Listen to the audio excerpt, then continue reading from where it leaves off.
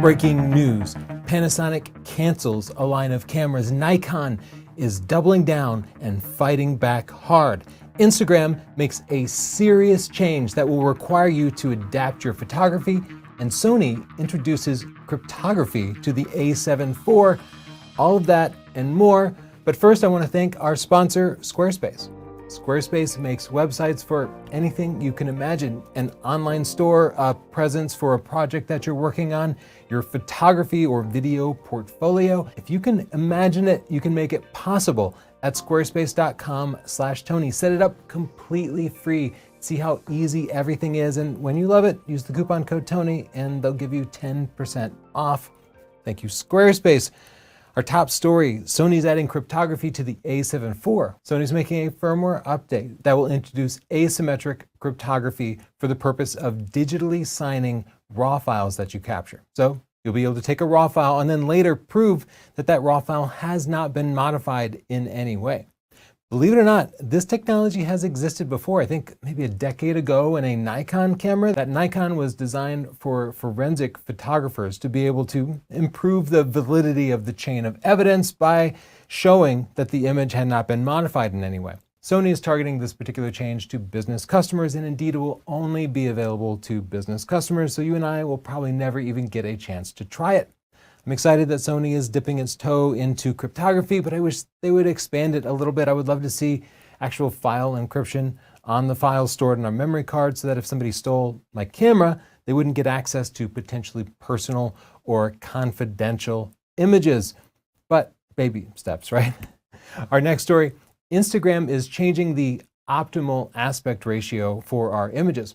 When Instagram first launched, everything was square, but that was still a drastic departure for all photographers who were used to shooting with their full frame aspect ratio cameras in a horizontal format.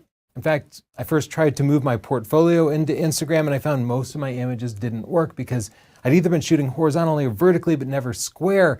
And I had to change everything about how I shot to accommodate Instagram. All my compositions changed, but then they changed it again, this time allowing 4x5, 8x10 vertical images. Suddenly, if you shot square, your picture would be significantly smaller than everybody else's picture, and you want your picture to look as big and beautiful as possible. So now I had to switch to holding my camera vertically, but then marking off the top and bottom of the frame since the aspect ratio wasn't the same. They're changing this again, and now it is like 16:9, like this video, except turned vertically. Let's take a look at what that looks like. Here's a drone photo with a common wide aspect ratio. On Instagram, in the past, you would be creating an 8x10 aspect ratio image like you see on the left here. Now, if you want to fill the frame, it's going to be the 9x16 aspect ratio you see on the right. So significantly more of the image is going to be cropped off. Additionally, they're starting to overlay text along with a transparent background. So you can see here, your description, your tags are going to be covering up the bottom part of the image. Now, this is a big deal as a photographer. You need to change how you compose images. I have a lot of experience with this because I did commercial photography for a long time, and so I'm accustomed to planning my photos so that there's room for text here. Indeed, as a landscape photographer, you will often simply leave a big area of the sky at the top. So somebody uses your picture in a magazine article, they could put the title of the article there or even overlay copy from the body of the article over it. So you're kind of used to leaving dead space, but a lot of modern photographers haven't done that type of work. They're used to filling the frame and making every inch count. Indeed, if you're doing fine art, where the image is going to be printed in the aspect ratio you want, in the size you want with nothing over it, what a luxury, right? Then you wouldn't be accustomed to thinking about this. But from now on, we need to be leaving about the bottom quarter of the frame completely empty and assuming an extreme crop. Smartphone photographers aren't going to struggle with this because the camera is automatically going to shoot in that aspect ratio because you're using the native app, right? I've been pleading with manufacturers for years to give us vertically oriented cameras. Every picture we take with the conventional camera is horizontal by default. This is how we all hold our cameras. But the vast majority of media consumed is consumed on a device that looks like this and is held like this in a way that's natural in the hand and is vertical.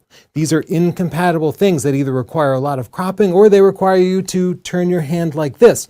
Now, some cameras do accommodate vertical formats a little bit. Like this Nikon Z9 is sort of the best case scenario. It has a vertical grip, which helps here.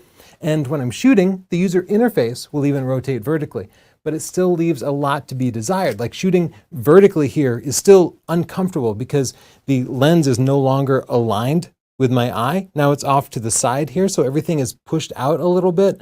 Also, while the user interface while I'm shooting rotates, the menus and such do not rotate. As a result, it's not a good experience. What we need are cameras that have a sensor that can rotate 90 degrees to allow us to shoot while holding the camera in a conventional way, but still capture as many megapixels as possible vertically. As an alternative, they could make larger sensors that cover both the vertical and horizontal parts of the frame at the same time, allowing us to choose an in-camera crop without cropping seriously in. The extremely weak effort to capture the vertical content creation market is just one more reason why every single camera manufacturer continues to lose business. On to our next story. Nikkei interviewed Panasonic executives, and they said that they are dropping the low-end camera models and putting their research and development into higher-end enthusiast and professional models. Now, a lot of people ran with stories based on poor translations of the Japanese Nikkei article. I happened to read the actual English Nikkei article, and it's not quite as bad as it seems. We can't necessarily infer that they're dropping all micro 4/3 mirrorless cameras, which some people implied. What we do know is that Panasonic will probably not make any new point and shoot cameras, as those are mostly competing with smartphones, which have completely dominated that market. This means cameras without interchangeable lenses. That's what the article says. But I think we do know pretty comfortably that lower end cameras are not being produced. Instead, new cameras, new lenses pretty much entirely seem to focus on the $1,500 and up market, things like the GH6. So yes, the fixed lens cameras are dead, something I declared in 2016. The consumer camera is dead. It's terrible, devastating news for the entire industry. And that really hasn't changed. That market has dwindled to almost nothing. However, a lot of existing camera enthusiasts are still buying the higher end models. I still feel like the right answer is for camera manufacturers to build cameras that better fit the smartphone-based workflow that a lot of modern creators, young creators are using. Basically, all we need is something that can get video and stills from the camera to the cloud automatically, quickly, and transparently. That technology definitely exists because my phone does it, my Nest cameras can do it, my watch can do it, but camera manufacturers are behind in technology. They use antiquated operating systems on their camera, and thus they're not able to take advantage of like the latest Android operating system advancements. I keep hoping that just one manufacturer will try to address that market, but they all seem to just follow each other around in little circles, serving their existing customer base, rather than this massive base of millions and millions of content creators, so we might never see that happen. Panasonic also announced a partnership with Leica that will produce a camera built by these two companies together, and they gave us no other information. Now, Panasonic, which is the Lumix brand, and Leica have been working together for a long time. A lot of Panasonic lenses have the Leica brand on them. They also both make cameras and lenses for the unified L mount. We don't know much, but we can look for parallels in other industries. For example, in the automotive industry, Toyota partnered with BMW to make the Toyota Supra, which is pretty much produced entirely by BMW at BMW factories. So Toyota did very little of the research and development, and they do very little of the manufacturing and support work, but they're still able to add a car to their lineup. Now, this definitely cuts into the profit margins they have for that particular car, and maybe it wears the brand down a little bit, but it does fill in a blank spot. In the 2022 camera industry, I think this makes a lot of sense. We're in a position where all the manufacturers have started making big full-frame mirrorless cameras. So the niche that Panasonic had before with micro 4/3 mirrorless cameras is now really, really crowded by competitors who have much more spending power. They simply cannot compete alone. And that's why adopting things like the open L mount standard make a lot of sense. It allows many different would-be competitors to pool their resources and create a single lens lineup, while leaving, say, Nikon and Canon to make a lens lineup all on their own. Partnering to create a specific camera allows the two companies to divide the research and development costs, essentially doubling the amount they'd be able to afford to put into it.